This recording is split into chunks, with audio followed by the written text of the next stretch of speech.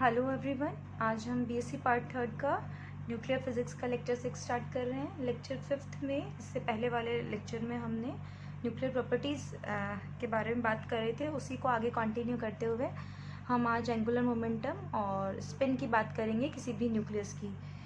As हमें पता है कि कोई भी न्यूक्लियस जो कि कंसिस्ट, जिसे हम कलेक्टिवली बोल देते हैं न्यूक्लियॉन होते हैं न्यूक्लियस के अंदर। और न्यूक्लियॉन क्या है? Neutron plus proton. तो किसी भी न्यूक्लियस के अंदर न्यूट्रॉन और प्रोटॉन होते हैं, जिनको हम कलेक्टिवली न्यूक्लियॉन बोलते हैं। और हर न्यूक्लियॉन का या प्रोटॉन या न्यूट्रॉन की बात करें तो उसका एक पर्टिकुलर एक मोमेंटम होता है, एक स्पेसिफाइड मोमेंटम होता है, या कहीं की आपस में जो रिलेटिव इंटरेक्शन होता है वो कुछ पर्टिकुलर स्पेसिफाइड मोशंस की वजह से होता है। और वो एक तो उसका जो मोमेंटम होगा वो स्पिन एंगुलर मोमेंटम होता है। हर एक पर्टिकुलर न्यूट्रॉन या प्रोटॉन का एक अपना स्पिन एंगुलर मोमेंटम होता है, जिसे कि हम इंट्रिंसिक स्पिन एंगुलर मोमेंटम बोलते हैं। इसी तरह हर पर्टिकुलर न्यूट्रॉन प्रोटॉन का एक ऑर्बिटल एंगुलर मोमेंटम होता है। दोनों में डिफरेंस क्या है कि जो स्पिन एंगुलर मोमेंटम होता है या स्पिन जो मोशन है, वो न्यूट्रॉन या प्रोटॉन अपनी ही जगह पे स्पिन कर रहे हैं, मतलब अपनी एक्सिस के अराउंड रोटेट कर रहे हैं, ठीक है।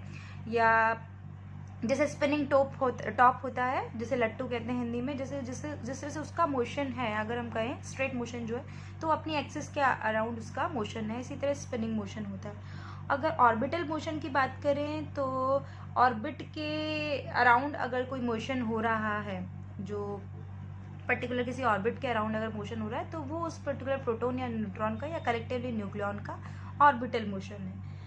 तो किसी भी न्यूक्लियॉन के या न्यूट्रॉन या प्रोटॉन के दो तरह के मोशन अंदर होते हैं, एक तो स्पिनिंग मोशन और एक ऑर्बिटल मोशन, जिन्हें कलेक्टिवली अगर हम सम अप करके बोले तो टोटल एंगुलर मोमेंटम होता है।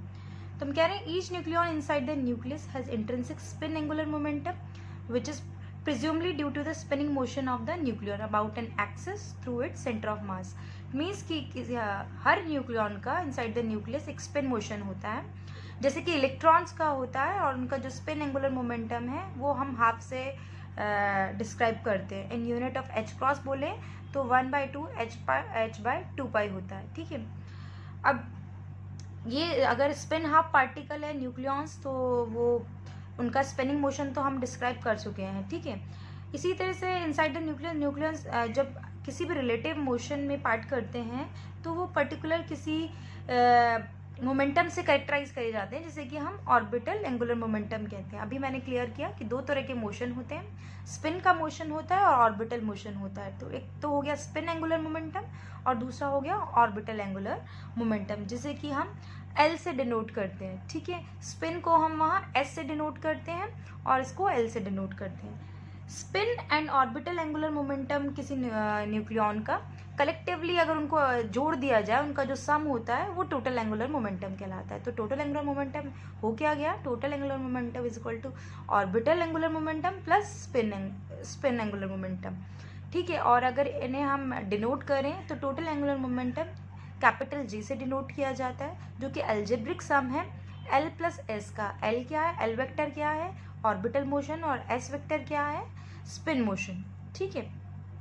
कुछ बुक्स में जे की जगह कैपिटल आई भी यूज़ किया जाता है, तो वो दोनों ही सही है। टोटल एंगुलर मोमेंटम को जे से भी डिनोट किया जाता है, आई से भी डिनोट किया जाता है। हम यहाँ जे से डिनोट कर रहे हैं क्योंकि हमें आगे आइसोस्पिन के बारे में पढ़ना है, और आइसोस्पिन को हम कैपिटल आई से डिनोट करेंगे, इसलिए यहाँ पे हमने जे यूज़ किया है, ठीक है। तो स्पिन एंगुलर मोमेंटम किसी भी न्यूक्लियॉन का या किसी भी मास नंबर अगर ए न्यूक्लियॉन का कैसे मिलेगा, कैसे कैलकुलेट होगा? वो उसको वेक्टरली एड सम होगा, वो सबका जितने भी न्यूक्लियॉन्स हैं उनका इंडिविजुअल का जो स्पिन मोशन है उसका सम अप होगा। कैपिटल एस जिसे डिनोट कर रहे हैं, ये टोटल स्पिन एंगुलर मोमेंटम है किसी न्यूक्लियस का, जिसके जो कि इक्वल है समेशन ऑफ एस के। यहाँ एस के क्या है? स्मॉल एस के क्या है? ये हर एक इंडिविजुअल न्यूक्लियॉन का स्पिन का सम होगा, ठीक है। अब अगर बात करें कि स्पिन किसी भी मास नंबर पे या किसी भी ऐसे न्यूक्लियाई पे जिसका मास नंबर इवन है या ऑड है, तो कैसे डिपेंड करती है? अगर if A is even that is mass number is even, अगर मास नंबर द्रव्यमान संख्या सम संख्या है तो ऐसी कंडीशन में जो s is equal to capital S spin angular momentum summation of s के क्या होगा, इवन इंटीग्रल मल्टीपल होगा एफ एच क्रॉस का, ठीक है, पूर्णांक होगा एच क्रॉस का, ठीक है। और अगर a मास नंबर आपका ऑड है, विषम संख्या है अगर द्रव्यमान संख्या, तो ऐसी कंडीशन में जो स्पिन एंगुलर मोमेंटम है वो हाफ इंटीग्रल मल्टीपल होगा एच क्रॉस का, ठीक है, अर्ध पूर्णांक होगा, ठीक है।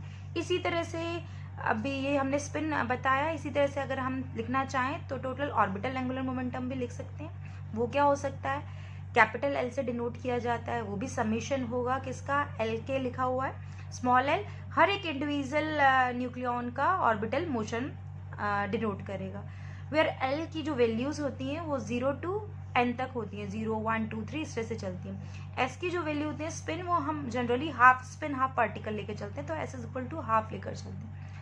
तो L has an integral value in unit of h cross, ठीक है। अब हम अगर जे को बताना चाहें टोटल एंगुलर मोमेंटम जो कि सम है एल और एस का, तो जे क्वांटाइज्ड वेक्टर है, ठीक है। अगर इसकी हम एब्सोल्यूट वैल्यू लिखना चाहें या इसका मैग्नीट्यूड लिखना चाहें, क्योंकि अनसर्टेनिटी की प्रिंसिपल के अनुसार या अनिश्चितता के सिद्धांत के अनुसार किसी भी किसी भी जे के लिए उसका मैग्नीट्यूड और डायरेक्शन एक टाइम पे कैलकुलेट करना संभव नहीं है। तो हम ऐसी कंडीशन में क्या करते हैं कि जे के लिए एक पर्टिकुलर डायरेक्शन में जनरली हम जेड डायरेक्शन लेते हैं, जेड एक्सिस लेते हैं और उसमें उसका कंपोनेंट कैलकुलेट करते हैं, ठीक है।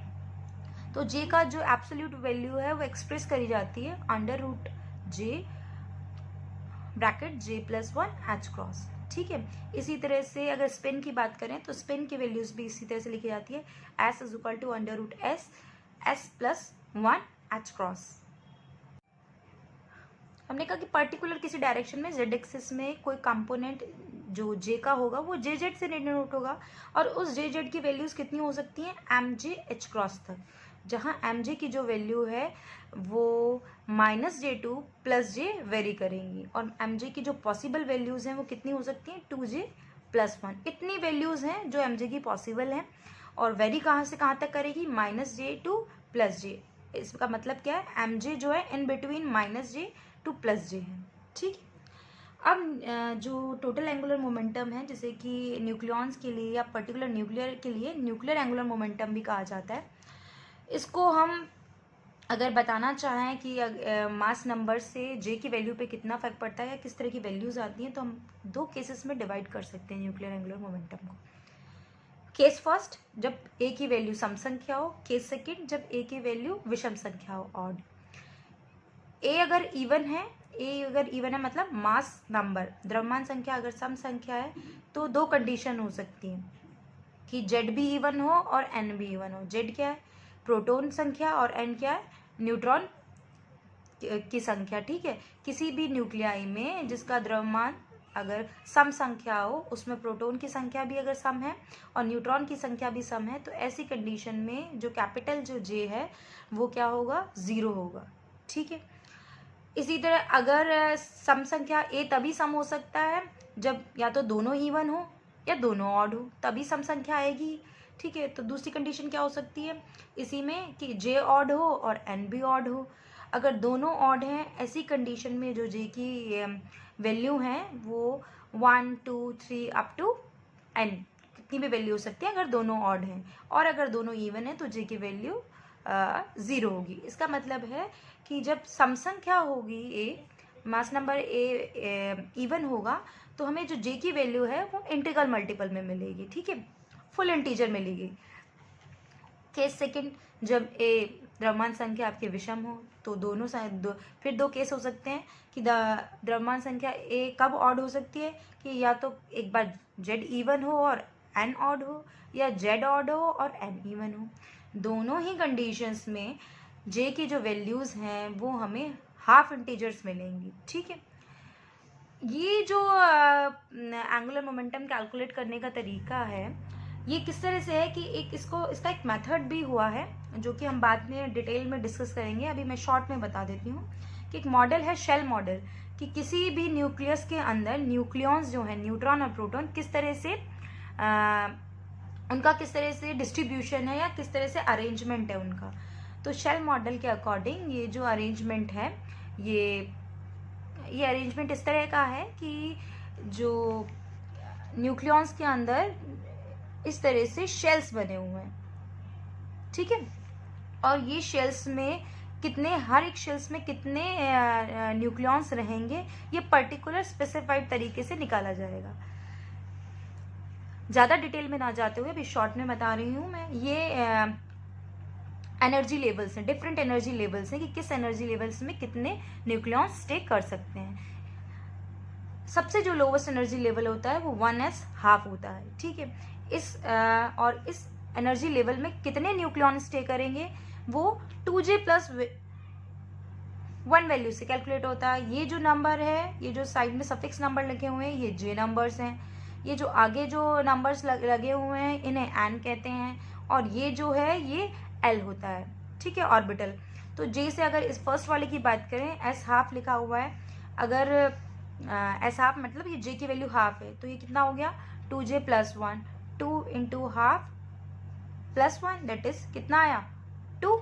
तो इसमें कितने न्यूक्लियॉन्स रह सकते हैं, 2 रह सकते हैं। अगर नेक्स्ट वाले की बात करें तो ये हो जाएगा 2 × 3/2 +1, क्योंकि ये j 3/2 है, तो ये कितना हो जाएगा 4। इट मीन्स इस वाले एनर्जी लेवल में 4 न्यूक्लियॉन्स स्टे कर सकते हैं। इसी तरह से हम नंबर ऑफ न्यूक्लियॉन्स किस एनर्जी लेवल में कितने रहेंगे ये शेल मॉडल के अकॉर्डिंग डिसाइड कर सकते हैं। शेल मॉडल जो कि ये कहता है कि न्यूक्लियॉन्स जो हैं उनका अरेंजमेंट किसी शेल की तरह है, और वो डिफरेंट एनर्जी लेवल्स या डिफरेंट शेल्स में कितने न्यूक्लियॉन्स होंगे वो पर्टिकुलर एक डिफाइंड मेथड है कि किस तरह से किसमें कितने स्टे करेंगे, ठीक है। तो इस कंडीशन से हम ये डिफाइन कर सकते हैं कि j की वैल्यू 0 या हाफ इंटीग्रल के लिए, बेसिकली ऑड a के लिए हम ये वाला मेथड अप्लाई कर सकते हैं। इससे हमें पता चल सकता है कि कौन से शेल में कितने न्यूक्लियॉन्स रहेंगे। Now coupling of angular momentum, जो टोटल j है उसकी 2 तरह की कपलिंग होती है, ठीक है। कपलिंग मतलब युग्मन, ठीक है। एक तो हमें पता है कि j होता है l + s, j vector is equal to l vector plus s vector, हमें पता है। तो j टोटल है क्या, कॉम्बिनेशन है l का और s का, ऑर्बिटल मोशन का और स्पिन मोशन का, ठीक है। तो कपलिंग कैसी कैसी हो सकती है, 2 तरह की कपलिंग है। पहली कपलिंग है ls कपलिंग और दूसरी कपलिंग है jj कपलिंग, ठीक है। ls कपलिंग और jj कपलिंग में डिफरेंस क्या है, और कब ls कपलिंग होती है और कब jj कपलिंग होती है, ठीक है। अगर किसी भी न्यूक्लियॉन्स के अंदर, कब न्यूक्लियस के अंदर जो न्यूक्लियॉन्स का जो इंटरेक्शन है, आपस का जो इंटरेक्शन है, स्पिन का और ऑर्बिट का जो इंटरेक्शन है वो वीक है या स्मॉल है, ठीक है, कमज़ोर है या छोटा है, या ये समझ लिए हल्के जो नाभिक हैं, हल्के न्यूक्लियाई हैं, उनके लिए बात कर रही हूँ। तो ऐसी कंडीशंस में जो लाइट न्यूक्लियाई हैं उनका जो कंट्रीब्यूशन हो, जो लाइट न्यूक्लियाई मतलब छोटे साइज़ के जो हैं, हल्के, उनका जो आपस न्यूक्लियॉन्स का जो आपस का बीच का इंटरेक्शन है स्पिन का और ऑर्बिट का, वो बहुत कम होता है या छोटा होता है या कमज़ोर होता है। उनका आपस में जो इंटरेक्शन है वो वीक होता है। तो वो जो कंट्रीब्यूट करेंगे जे के लिए वो इंडिविजुअल करेंगे, एल अलग करेगा कंट्रीब्यूट और एस अलग कंट्रीब्यूट करेगा, इसलिए इसे एलएस कपलिंग बोला जाता है कि एल का कंट्रीब्यूशन अलग है, मतलब सभी जितने भी न्यूक्लियॉन्स हैं उनका एल एक जगह कंबाइंड होगा और सभी जितने भी न्यूक्लियॉन्स हैं उसका स्पिन एक जगह कंबाइंड होगा। तो इस तरह की जो कपलिंग होती है उसे एलएस कपलिंग कहते हैं। और इसमें जो टोटल एंगुलर मोमेंटम है वो J = L + S, वो कैसे होता है, L समीशन Li, मतलब सभी जो L हैं वो एक संग जुड़ेंगे और सभी जो S हैं वो एक बार एक संग जुड़ेंगे तब, और L और S का कॉम्बिनेशन जो एडिशन है, एल्जेब्रिक सम है, वो टोटल एंगुलर मोमेंटम को डिफाइन करेगा। JJ कपलिंग क्या है, नाउ JJ कपलिंग इज कि जो हैवी न्यूक्लियाई हैं जिनका स्पिन ऑर्बिट कपलिंग बहुत स्ट्रॉन्ग है, या स्पिन और ऑर्बिट का जो इंटरेक्शन है वो बहुत स्ट्रॉन्ग है या लार्ज है, बड़ा है, ऐसी कंडीशंस में जो कंट्रीब्यूशन होगा वो इंडिविजुअल ना होके कॉम्बिनेशन होगा, मतलब हर एक न्यूक्लियॉन का L और S एक जगह कंबाइंड होगा तो इंडिविजुअल, अगर मान लीजिए एक एग्जांपल लेके बात करते हैं, अगर 3 न्यूक्लियॉन्स हैं किसी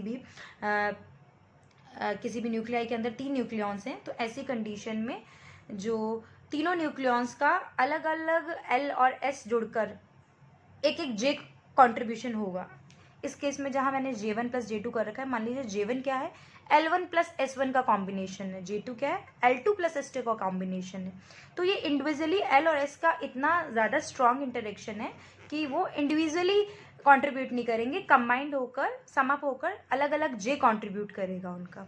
तो where J1 is equal to L1 plus S1 and J2 is equal to L2 plus S2। ठीक है, तो ये है कपलिंग, LS कपलिंग और JJ coupling. LS coupling for जब जो इंटरेक्शन है वीक हो, और JJ कपलिंग जब इंटरेक्शन स्ट्रॉन्ग हो। दोनों ही केस में टोटल एंगुलर मोमेंटम J है वो सम है L प्लस S का या J1 प्लस J2 का टोटल एंगुलर मोमेंटम। ठीक है, तो इस लेक्चर के लिए अभी इतना ही। नेक्स्ट प्रॉपर्टी हम नेक्स्ट लेक्चर में करेंगे। Thank you.